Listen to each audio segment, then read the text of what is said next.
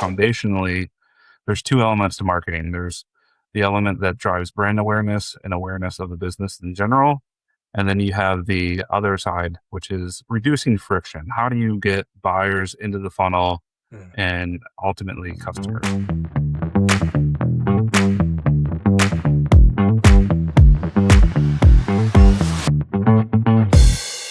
Hello, everyone. Welcome back to the Marketing Share Podcast. I'm back in studio with my co-host, Barb. How's it going today, Barb?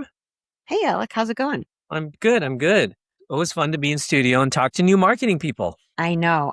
Today's guest, I love this guest because yes, another great talent that we've met through our, coffee talk group or what have you. But I actually tapped into this fabulous talent before for paid search advice for myself. And we're going to be talking to Matthew Simpson. He's the founder and principal at Pitch Blend. It's a marketing consultancy, and he's also doing brand. He's also doing the entire framework, brand platform, etc. But he really does specialize in performance marketing, and of course, paid media and that whole mystery of how you maximize the platforms today for real growth. I mean, that's actually become a science today. So, I mean, you really have to stay on top of it, right? Yeah, there's a few areas of marketing where to be an expert in it, you really need to talk to someone that just does it all the time, right? It's difficult to be able to be a generalist, but also really good in paid media. It's like, paid media, you need someone that's in there. So I always like it when we get on topics and we find a guest like this. I think Matthew is going to be a great person to talk to because he's living and breathing this stuff all the time. Right. And he comes up with, all the solutions for when the client is going, it's not working, or what do I do about this? Yeah. Right?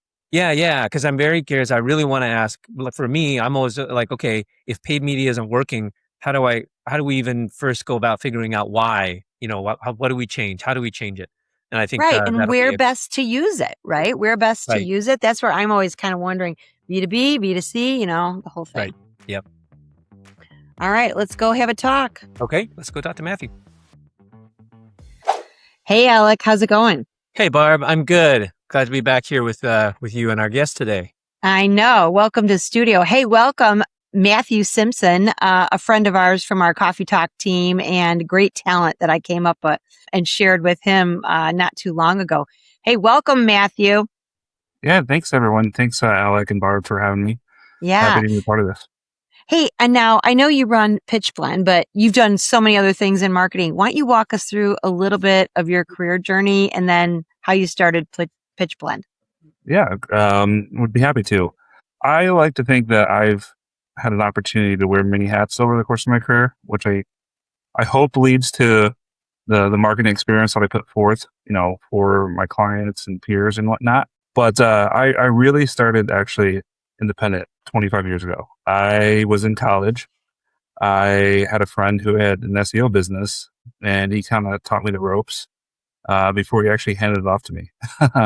He was moonlighting, and he got caught, and he wasn't able to do it anymore, and he passed me the reins. And I took that SEO experience and turned it into doing paid search and some digital work, and eventually ran that as a business, which I called Pitch Blend back then as well. So we're talking, mid 2000s, where we were in that for a few years. Eventually, I had a couple clients that wanted to bring me in house.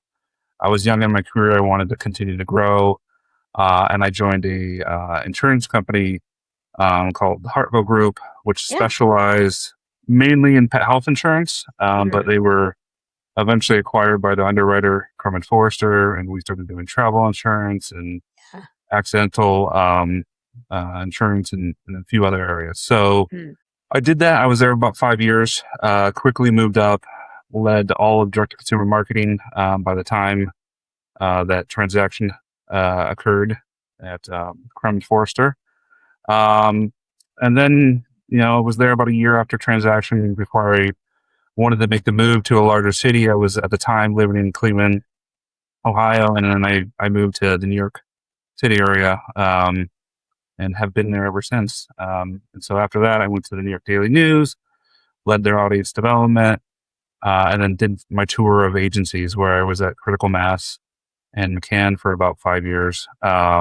Eventually leaving the agency world, wanting to go back in-house and lead marketing.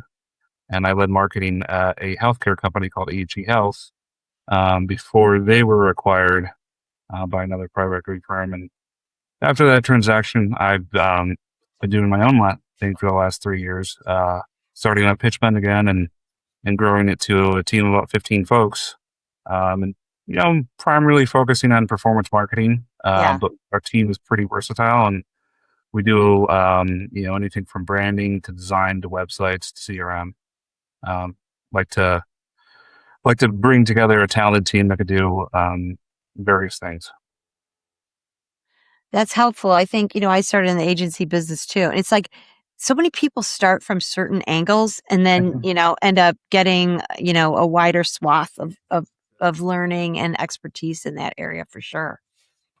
Definitely. I think, after the New York Daily News, I was told as I was looking for my next role, a lot of companies wanted agency experience.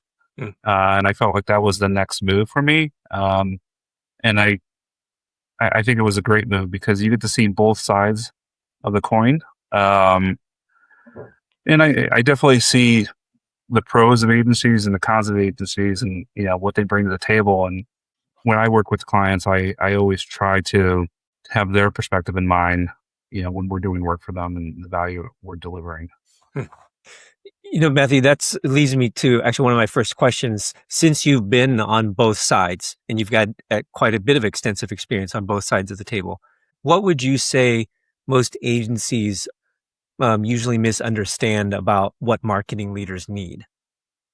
A lot of times they don't understand the P&L of the business and the impact that has on the internal marketing team's decisions and how they have to, put forward marketing efforts, but also marketing efforts that deliver revenue and value for the business.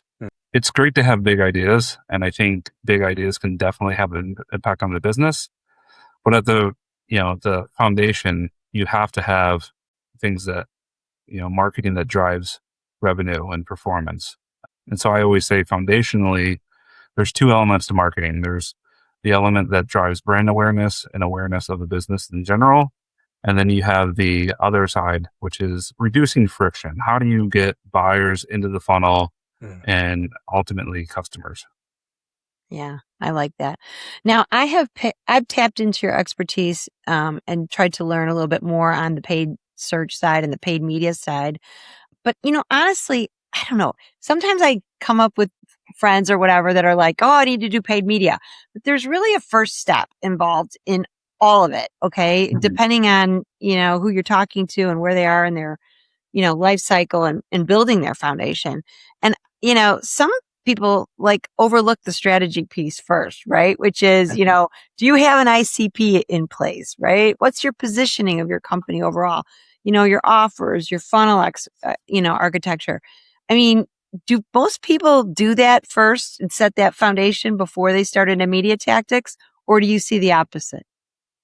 Great question. I think it depends. We do work with some smaller businesses and ventures where they're just trying to get clients in the door and they maybe don't have that all figured out. And then it becomes build the car while you drive exercise in some ways. But foundationally, you're right. You have to put the foundation in place in order to understand where you want to go. And I would say, foundation includes, do you have a website that operates correctly and you're able to understand your target customer, what they're doing on the website, what they're looking for?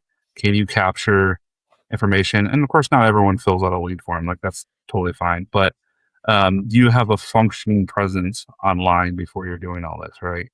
The last thing you want to do is do all this paid media and then you're sending all these prospects into a black hole where they can't do anything or reach you or figure out what to do next. So there's definitely a foundational element where you have to have in place.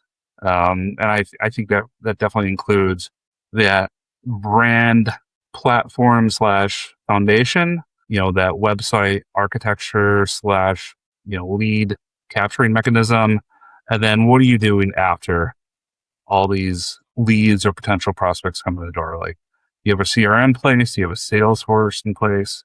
How are you working these opportunities? I think those three foundational things have to be in place before you put any money towards media. Mhm.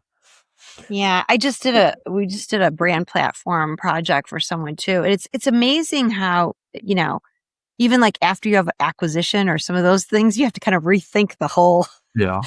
architecture, and why do people come to us and what do we offer and what are the reasons to believe that we deliver on that promise, right? I mean, all those basic things.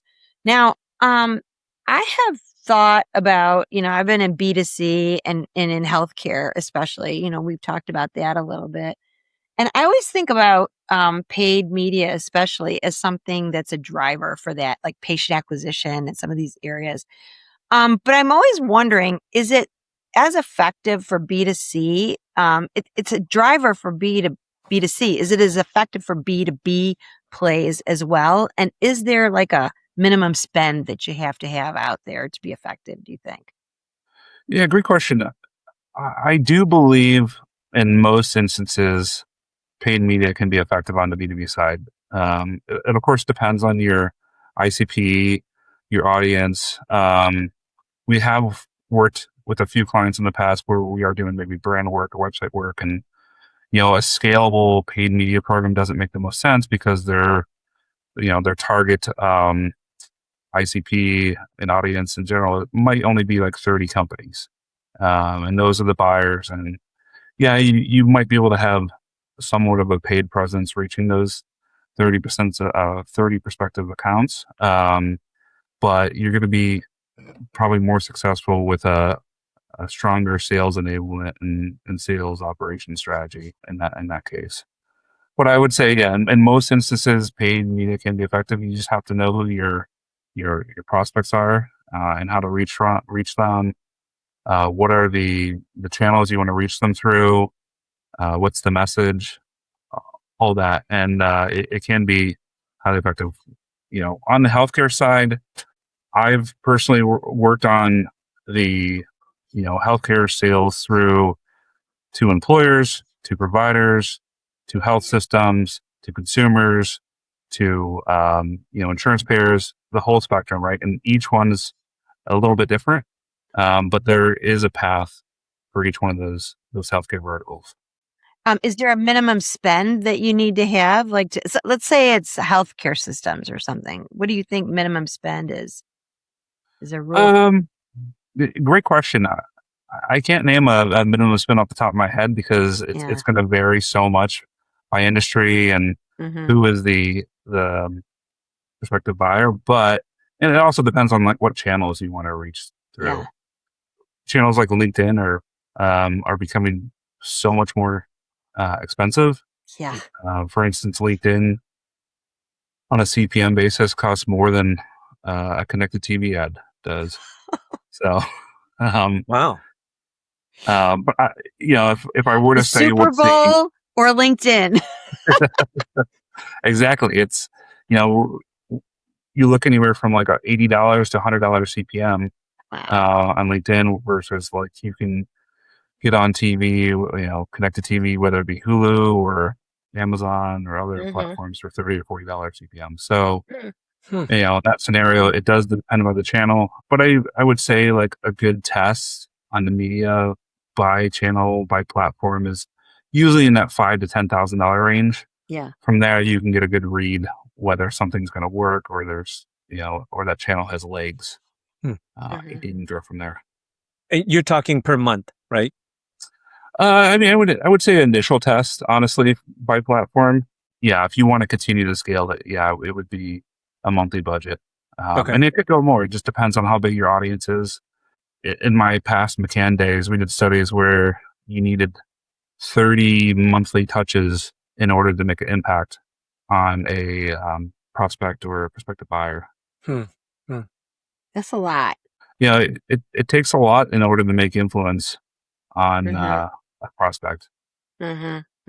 Is it your opinion that regardless of the target you're in, or the target market that you're in, that most individuals, especially on the B2B, I'm speaking again on the B2B side, that your B2B targets are reachable by paid media in some form or fashion.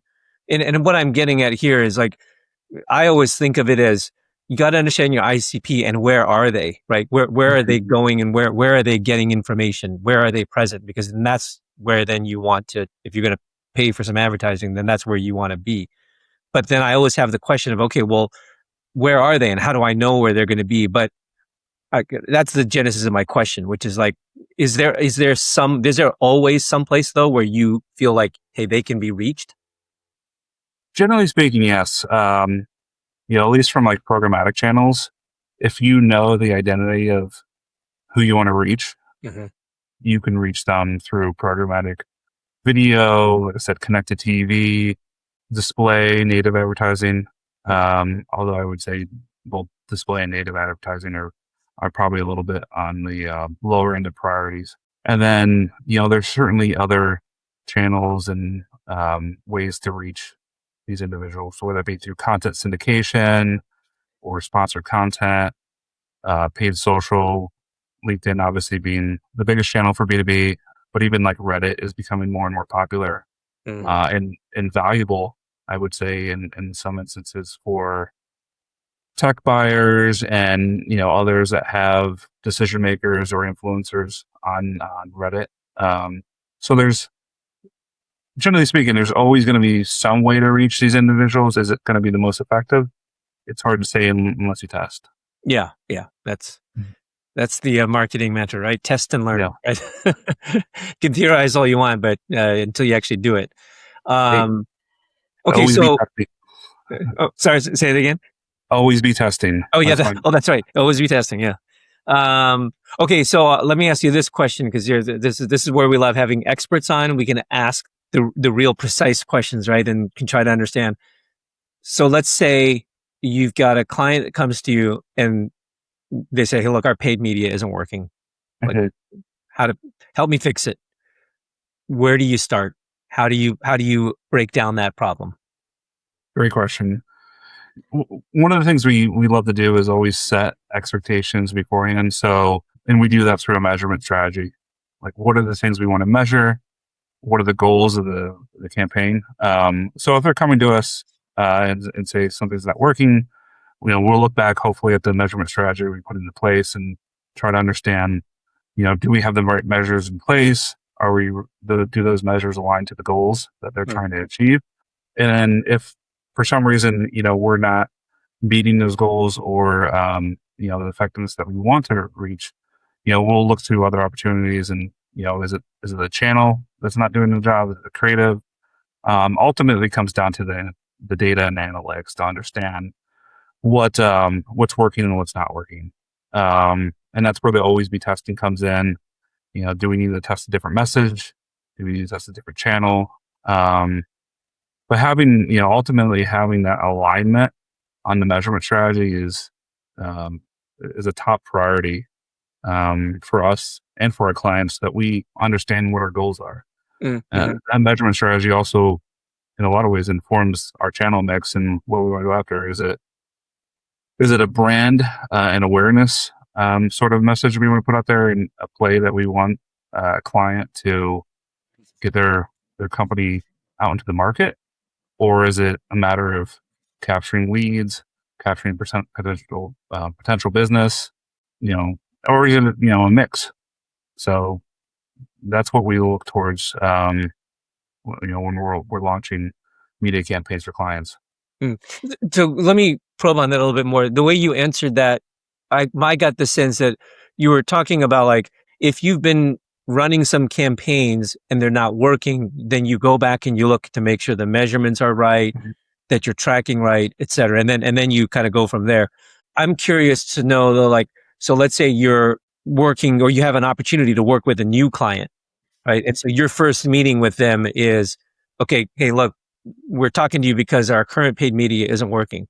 What can you do for us? How would you go in there and how would you do a quick assessment of, like, okay, what am I looking at here? What have I got? And what theories do we have? How would you break that? Yeah, great question. A mentor told me probably 15 years ago, there's 3 ways to have an insight. Yeah. It's either first party data, it's third party research, or it's intuition. And so I try to use those three, insight drivers to understand what's going on. Mm-hmm. So, to your point, we'll try to take as deep of a dive as possible when we're looking at what's going on with a prospective client. Mm-hmm. Is there anything we can, that we understand that isn't working? Why isn't it working? We'll look at the data, try to, develop insights based off that first party data. We'll look at like general research out there that's available. Are there market trends that we need to be aware of? Are there other things developing? And then ultimately it's, if one of those two items can't really point us in the right direction of what's going on, we'll look at intuition and best practices. Like, well, in the case of intuition, it's like, well, there's this disconnect on your website from A to B. That might be something we might want to address.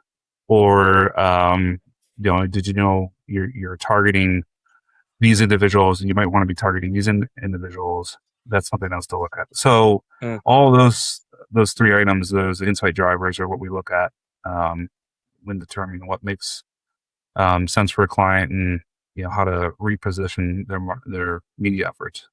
Yeah. Have you ever had anything that it really surprised you? Like they went after this channel. I didn't think it was going to be a win. And what are some surprises that you run into? Well, I will say early in my career, I was, exposed to direct mail, and I was digital through and through. Even at that point, I was like, direct mail, like who opens direct mail?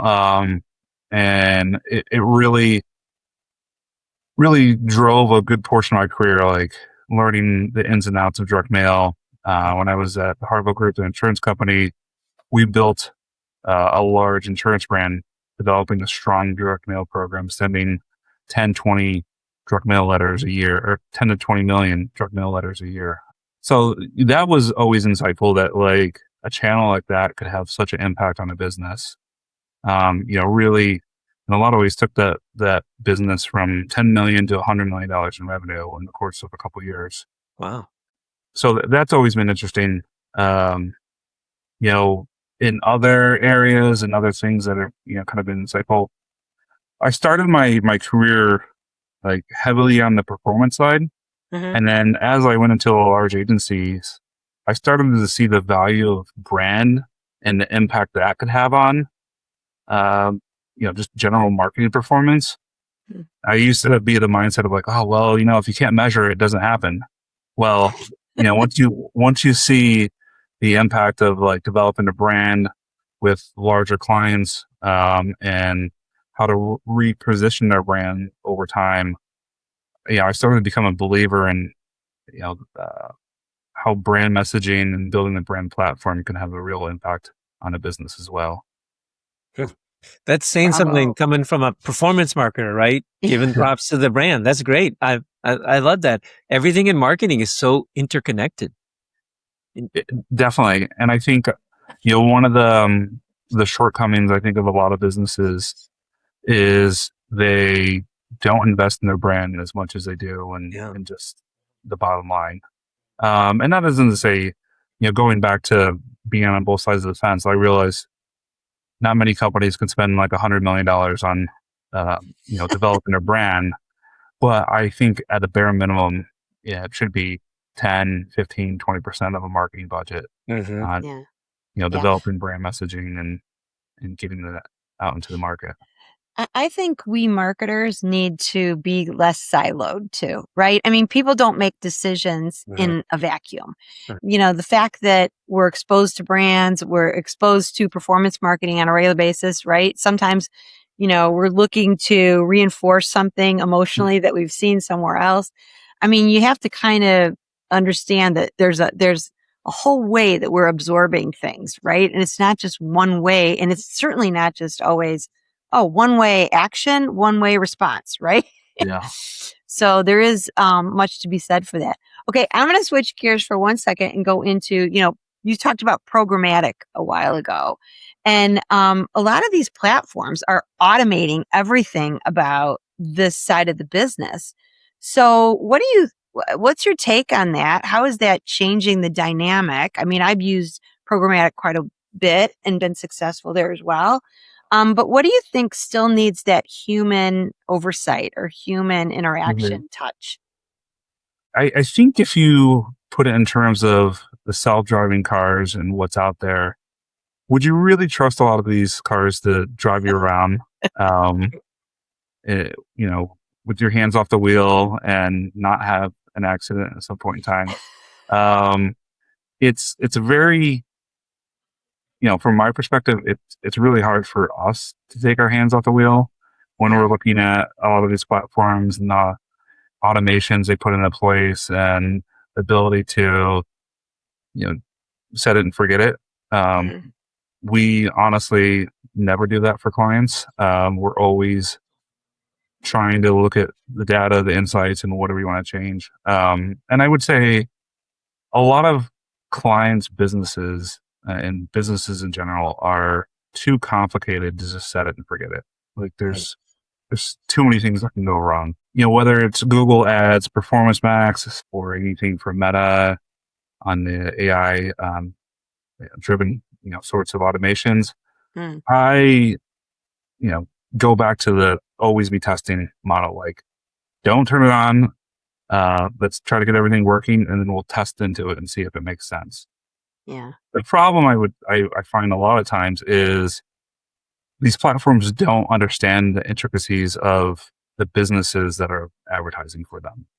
Perfect example is we work with a few different platforms, if you will, that are on both the job seeker side and the recruiter side. And so we're trying to build these platforms where they're trying to find candidates, but then they're also trying to find companies that want to post jobs. And so you need both audiences, honestly, into ecosystems like that, job boards and job platforms. But the ones that ultimately pay the bills are the ones that post the jobs, right? It's not the job seekers. But a lot of these platforms can't tell the difference. Like Google all the time, will optimize spend towards job seekers, and all of a sudden, we're stuck in a scenario where we're not bringing in the actual, customers paying the bills. So that's one scenario where you just can't set it and forget it. And another one is, especially on the B2B side, whether it's Google or even Meta, a lot of their data within the platforms are demographics, psychographics, geographics, data about the individual themselves, but it's not firmographics, it's not company psychographics, it's not all the details that matter when it comes to making a business decision. And so they'll build a model and say well, we just need more people like that, and they'll look at the psychographics or the demographics of that person and build a model versus, hey, it actually needs to be an HR manager. They need to be in this industry, and they need to have the decision-making ability to buy these sorts of products, etc. So that's some of the shortcomings when it comes to platforms like Google and Meta and others, where they just don't have the business data in order to automate these processes. I'm hearing set it and forget it is a myth. Most definitely. Everything needs to be maintained, monitored. And honestly, if you're doing things right, you're looking at I would say, leaning metrics and making decisions off of that versus just wiping your hands clean of it. Matthew, though, let me ask you this. I look at that from the other angle too, though, because do you ever go back to the clients, though, and show them how either the data from Google or Meta, right, is showing them something that maybe they should consider?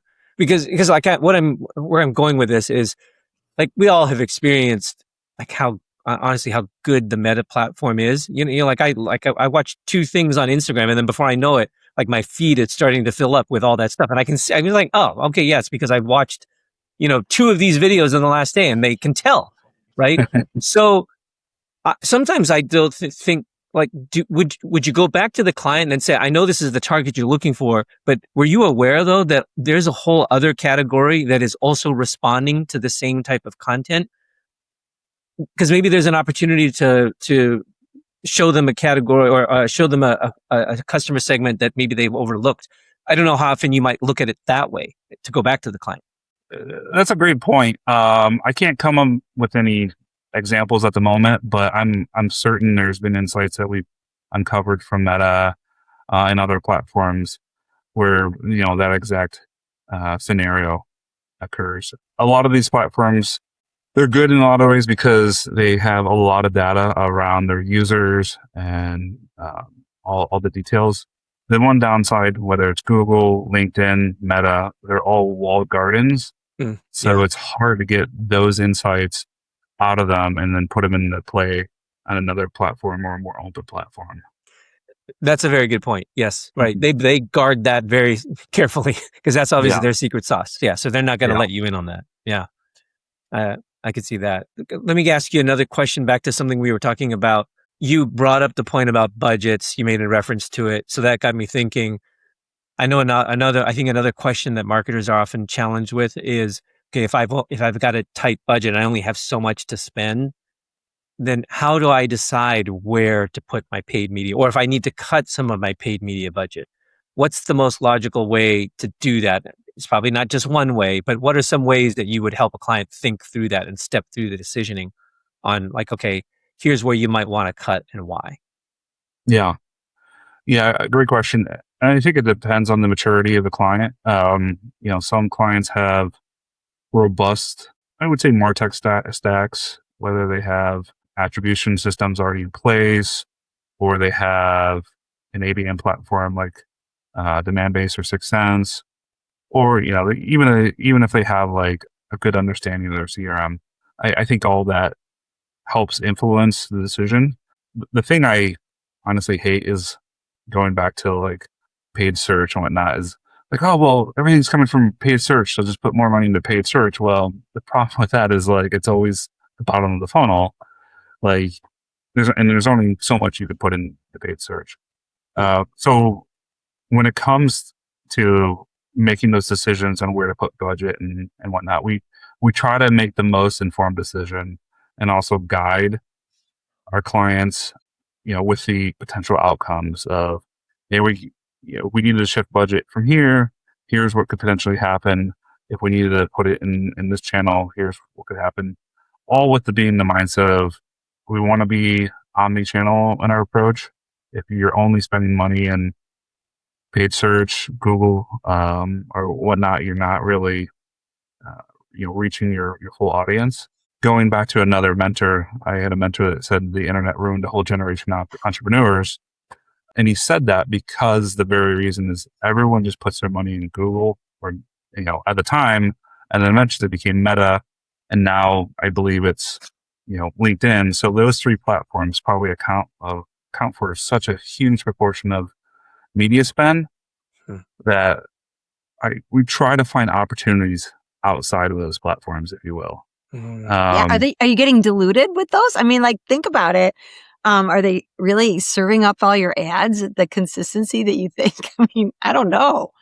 Well, just going back to how expensive LinkedIn is currently, Meta had a phase where it was extremely expensive. And in fact, we actually do see it over the holidays where Meta costs, and it will be for a client that's not even in the holiday sort of environment or industry or anything. Nothing should impact them, but the costs increase during the holidays on Meta just because so many more advertisers are spending money on the platform. It's like the old days of TV. It's the same thing. Yeah, exactly right. So it becomes so diluted sometimes where like even if your audience is on those platforms, find a different way to communicate to them where your share of voice and your message will actually be heard versus being diluted by other messages. Yeah. You brought up a really important point that I used to like really live and die by in the direct mail house. I did 50 million pieces of direct mail at one point in my career.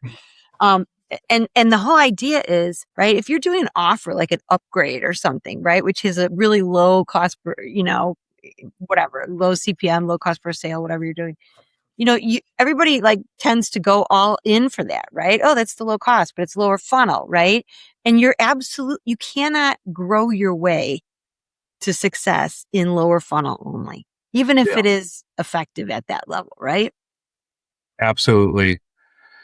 Going back to my pet insurance days, which when I worked in that business, it was a much smaller industry than it is today. It's grown tremendously, but we did a lot of direct mail, and then we realized that having dimensional direct mail being sent to veterinarians could be as impactful as well. And so we used to send box kits of brochures and information and all kinds of swag to veterinarians, and it just blew up. Like, so we realized using direct mail on both top of funnel, where pet owners are starting to make decisions around their finances for pet care at the veterinarian, and then also at the bottom of the funnel with direct mail. And of course, there's insurance. You couldn't do too much in the industry, but we had a free trial product where they can actually test the free trial of pet insurance for 30 days.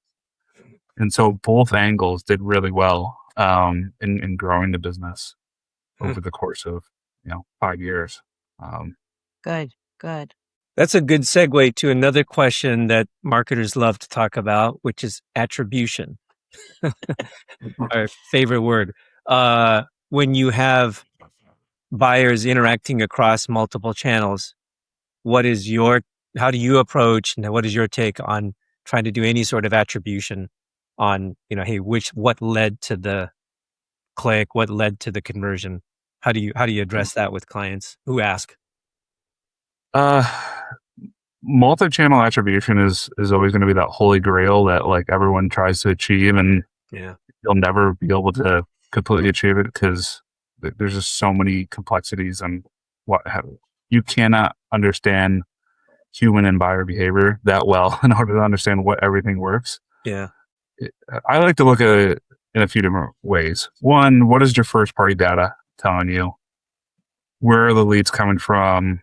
Are you making an impact, with the media that you're putting out there? So that's on the first party side. Media analytics, web analytics. Try to avoid vanity metrics if possible. Impressions and website clicks and all that only mean so much. It doesn't really. Clicks don't bring more revenue for you. But what the other side is, so on the first party side, we try to look at, what are our systems telling us? What's bringing customers in the funnel? But then we also look at third party research where possible, whether it be, a brand tracker in order to understand, is brand impact being made over the course of time. Of course, like not every company can do this. They don't have $20,000 to $80,000 in order to do a brand tracking program. But, that's one way. You can also do, a campaign assessment after and just see, is messaging resonating? Are what are the channel mix? All those details within a sort of program. So that's an option on the third party side. And then on the customer voice perspective, I always love to ask. I did this when I was doing more consumer marketing, and even now when it's a lot more B2B, I always say like, well, what is the customer saying? How did they hear about us? What drove them to make this decision? Mm-hmm. And even though it's manual, it's really impactful to say like, oh, well, I heard about you from a referral, or I heard about you from search, or I heard about you from this video I saw on my TV. All those have an impact on like where you want to put your money in the end. We used to have, on the insurance days, we would ask that. when it came time to purchase, how did you hear about us? And that drove a huge portion of our marketing budget, because even though Google Analytics and other platforms said they came from this, them saying they heard about us from TV, or they heard about us from direct mail or from the veterinarian, that ultimately emphasized where we put dollars. Yeah, I like that. So I'm hearing you say, yes, I pay attention to last touch, attribution, of course. We want to know where the click came from. But it's also good to ask them because, to your point, people don't make decisions in a vacuum, right? I mean, they might have, and the things that they remember may be different things than your last touch attribution sometimes. Absolutely. And I would also say, if as a marketer, if you do have access to a platform, where it can pull a lot of this data together, whether it be hockey stack analytics or even an ABM platform like Demandbase or Sixpence can start to pull, this data together, and then you can understand the account where they live within the funnel. That's valuable too. So use multiple sources of data, but don't rely on just one, because there's multiple perspectives in every piece of data that you're looking at. Now, you've helped multiple businesses with a lot of growth, for sure, and you've had some nice, successful transactions. How could performance marketing contribute not only to the quarter's pipeline, but also, some of this brand or longer term success and value of a company, especially if somebody's saying, I got to ramp up because I'm going to exit pretty soon. Some of those, right? Great standpoint. So I like to think of performance marketing as anything that could be measured.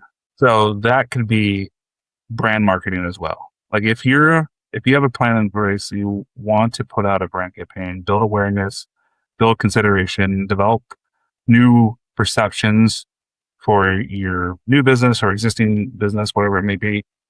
Brand marketing kind of fits into that performance world as well. You just have to measure it. You have to understand, all right, what are our goals out of this and how are we going to measure it? So with that in mind, a lot of marketing, I would say all marketing, should be performance marketing in a certain way, because you should be measuring everything you're doing.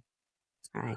Now, going back to how it can have an impact, this goes back to the last time I was in house. I worked for a company called EHE Health. What's the best way to explain it? They were a healthcare organization that provided preventative health benefits to employers.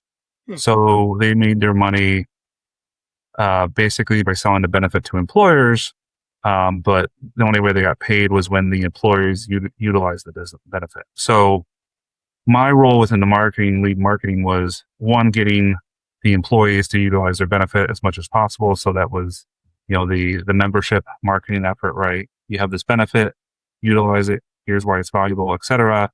So we wanted to grow participation as much as possible. And that was heavy on the performance side. We knew who had access to the benefit. We knew how to bring them in. We knew the value prop we wanted to put up there. The other side, and something that the business never really focused on because they focused on B2B sales for so long, was how do we get the message out there about who EHE Health was and why it's valuable to provide this benefit to your employees. So we went through a whole new brand architecture, new brand platform. We changed around the value props of EHE Health. Originally the focus was on executives and executive health. That's how it was sold for, I don't want to go into the history of the company, but it was around for 100 years. It was sold to the titans of industry in like 1920. Over time, it kind of still kept that mantra until probably 10 years before I joined, where they started opening it up to more general population employees. But that old, connotation of executive health still stuck. And so we wanted to change those perceptions and say, this is a value and this is a benefit that all employees should have. And here's why. It can reduce your overall healthcare costs as an organization. It can improve employee satisfaction. It can improve employee retention. It can improve employee longevity, and also, their time off work, because if they're sick less, they'll be in office more often, et cetera. All these value props. So we changed everything in terms of the go-to-market strategy, and we put it out there, and the business went from maybe selling one or two enterprise clients a year to after doing that, selling 6 in the first 6 months. So it made a huge impact. And mind you, each one of those 6 enterprise clients was $5 to $10 million. So it was a pretty substantial change organizationally, but it just goes to show that like sometimes you invest on the performance side, sometimes you need to invest on a brand and investing in your brand as a business in order to make it. And so many businesses are multi-tiered like that, right? I mean, you have, you're selling a plan, and then you're also moving utilization forward on it as well. So, and I'm a big believer, on the healthcare side, right? You'll do a B2B play with that. You'll do a B2C play with that.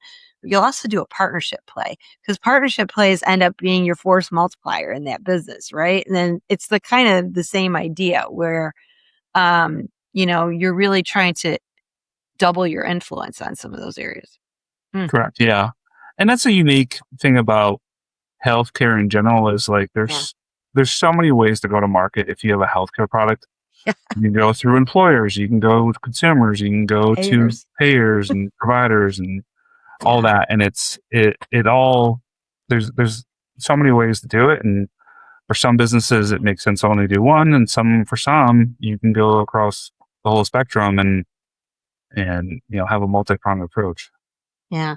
Oh my gosh. Well, thank you, Matthew. This has been super informative. Now, if somebody wants to get a hold of you and PitchBlend, how do they get a hold of you? Well, you can go to our website, www.pitchblend.net. Or, if you want to reach me directly, I'm right at Matthew@pitchblend.net.